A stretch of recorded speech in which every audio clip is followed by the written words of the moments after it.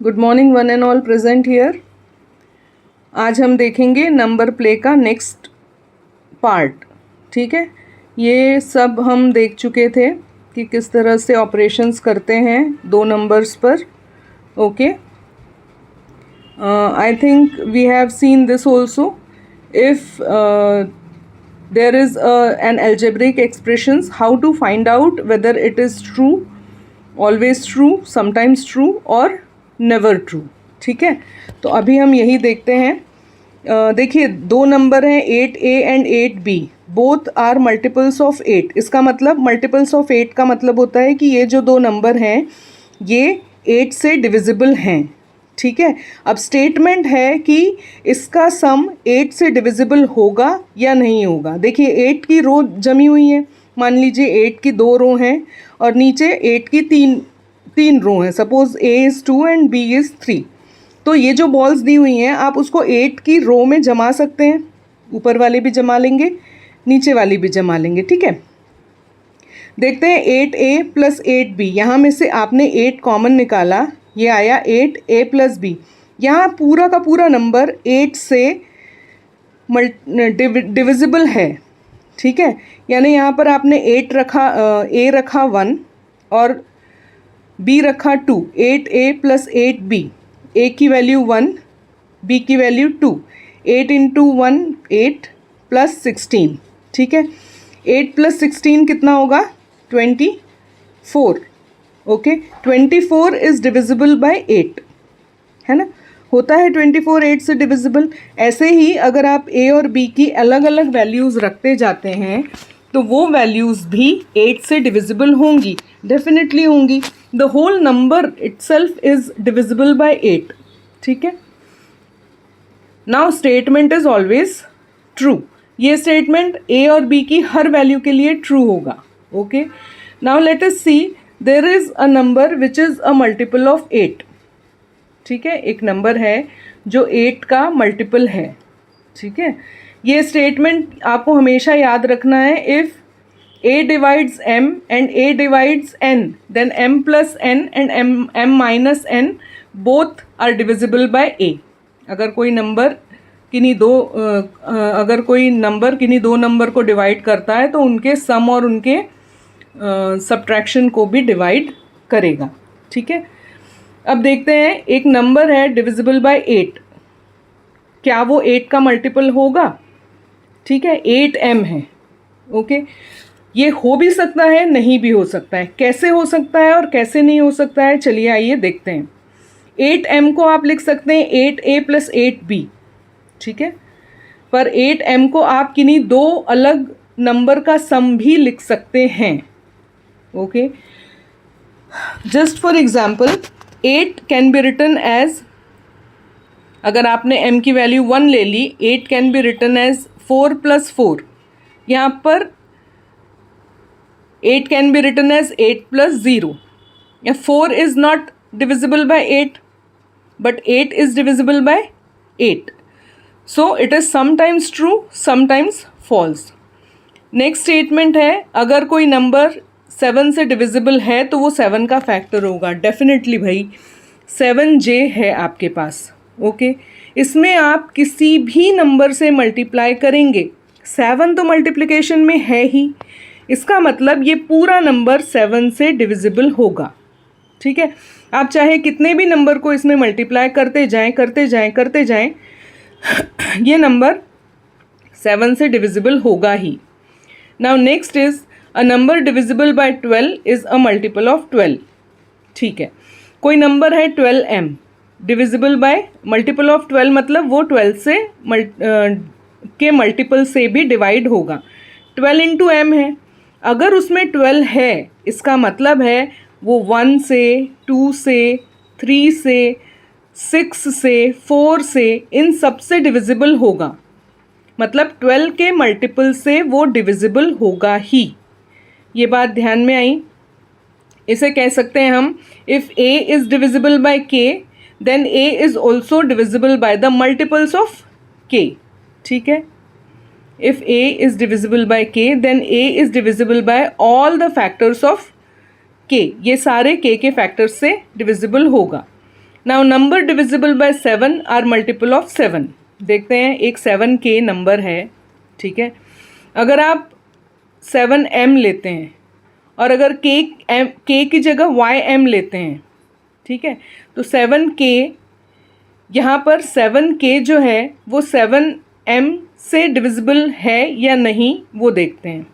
यहाँ पर आपने k की जगह वैल्यू रखी ym, ठीक है। k की वैल्यू अगर आप रखते हैं ym तो ये हो जाएगा 7ym डिवाइडेड बाय 7m, ठीक है। देखिए यहाँ 7k डिवाइडेड बाय 7m, यहाँ पर k की वैल्यू आपने रखी ym, यहाँ m से m कैंसिल हो गया, 7 से 7 कैंसिल, वैल्यू बची y, ठीक है। तो sometimes it can be true, sometimes it can be false. In general, if a is divisible by k and a is also divisible by m, a is divisible by LCM of k and m, ठीक है।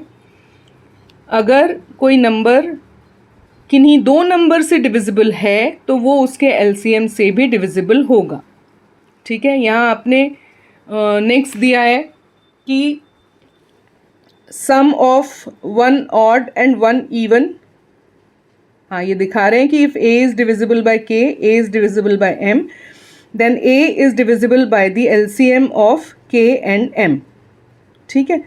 ये always true होगा। Now next is sum of odd and even number is a multiple of 6। एक number लिया आपने 2n, n की value अगर कुछ भी होती है 2n इवन होगा, ठीक है, 2n इवन होगा। ऐसे ही 2m इवन है, उसमें +1 कर दिया तो वो ऑड हो जाता है। इवन और ऑड नंबर का सम हमेशा 6 का मल्टीपल होगा, देखते हैं होगा या नहीं होगा, है ना। यहाँ पर 2n + 2m + 1 लिख सकते हैं हम ब्रैकेट ओपन करके।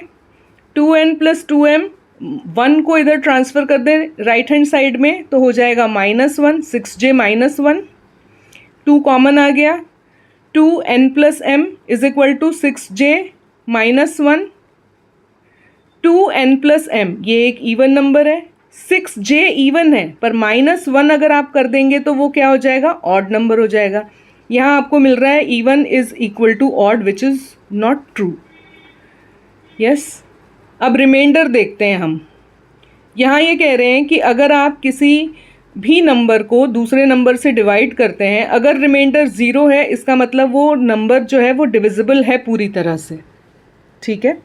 पर अगर उसमें आप किसी नंबर को ऐड कर देते हैं, मान लो आपने 3 को प्लस कर दिया तो डेफिनेटली रिमाइंडर आपको 3 मिलेगा। x इज़ डिविजिबल बाय 5, कब होगा x डिविजिबल बाय 5?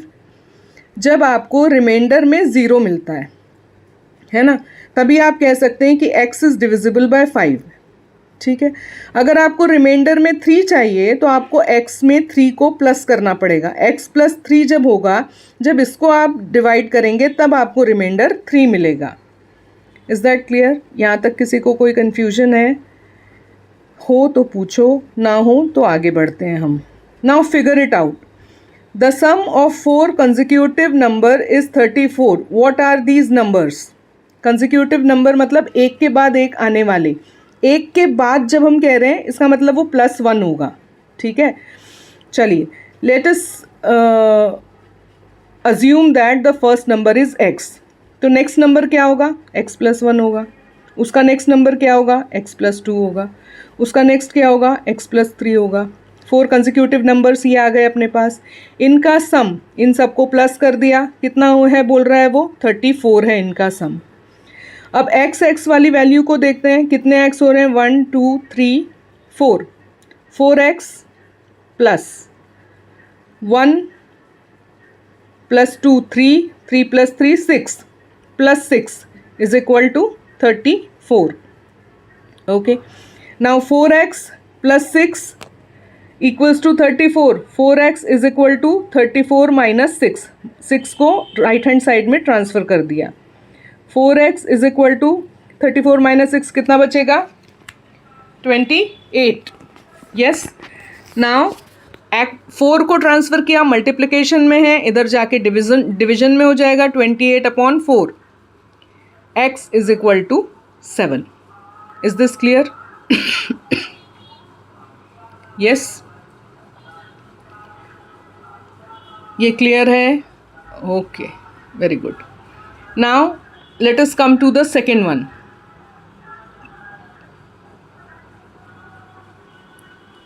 इसका मतलब है ये नंबर आपके पास है 7 + 8 + 9 + 10, इनका सम डेफिनेटली होगा 34. ठीक है, ये नंबर्स आपको मिल गए, ये आपका आंसर होगा. व्हाट आर द नंबर्स अगर उसने पूछा है तो आपको नंबर्स में आंसर देना है. Now second question is, suppose p is the greatest of 5 consecutive numbers. 5 consecutive numbers हैं आपके पास और सबसे बड़ा नंबर है p. ठीक है, आपने यहाँ पर लिए 5 कंसेक्यूटिव नंबर्स. ठीक है, पहला, दूसरा, तीसरा, 5 आर देयर. सो चौथा भी ब्लैंक होगा और 5वां होगा p. p के पहले वाला नंबर क्या होता है? कंसेक्यूटिव है, तो p के पहले आएगा p-1, उसके पहले आएगा p-2, उसके पहले आएगा p-3 और उसके पहले आएगा p-4. कुछ नहीं करना था, आपको सिर्फ इतना बताना था कि सबसे बड़ा कंसेक्यूटिव नंबर अगर p है तो बाकी के नंबर्स कौन से होंगे. तो आपका आंसर होगा other numbers are p-4. In terms of p आपको लिखना है ना, p-4, p-3, p-2 and p-1. These are other numbers. Okay, ठीक है. नाउ नेक्स्ट, ये थर्ड वाला आपको करना है. इसमें से एक मैं आपको बता देती हूँ. The sum of 5 even numbers is a multiple of 3. Whether they are true और not, always true, sometimes true और never true. The sum of 2 even numbers is a multiple of 3. आपको जो भी स्टेटमेंट दिया है उसमें आपको अपने हिसाब से एग्जाम्पल्स डाल के सॉल्व करके देखना है. ठीक है, सम ऑफ 2 इवन नंबर्स ऐसा बोल रहा है वो. चलिए, एक इवन नंबर ले लिया 2, दूसरा ले लिया 4, is equal to 6. Is it a multiple of 3? क्या ये 3 से डिविजिबल है? हाँ, डिविजिबल है. So in this case the statement is true. If we are taking 4 + 6 is equal to 10, this is not divisible by 3. So this statement is sometimes true, sometimes false. Okay, ये जो बाकी के statements हैं ये आपको check करके देखने हैं और इसके आगे के जो क्वेश्चंस हैं ये हम नेक्स्ट वीडियो में करेंगे. ठीक है, अगर आपको यहाँ तक सब कुछ अच्छे से समझ में आ रहा है तो मुझे बताइए. अगर समझ में नहीं आ रहा है या कोई दिक्कत है तो भी मुझे बताइए. I will try to solve it. और क्या मुझे इससे बड़े वीडियो बनाने चाहिए, सजेस्ट मी. बाय.